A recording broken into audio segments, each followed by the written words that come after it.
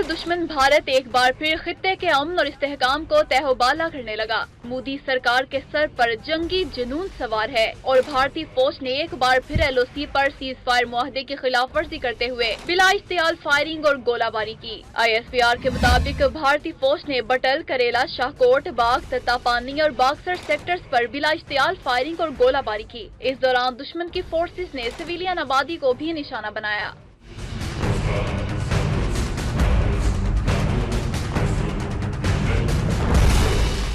ISPR के मुताबिक भारतीय बिला इश्तियाल फायरिंग से पाक फौज के 3 जवान शहीद हुए। शोहदा में कैप्टन तैमूर अली, हवालदार मुश्ताक और लांस नायक गुलाम हुसैन शामिल हैं।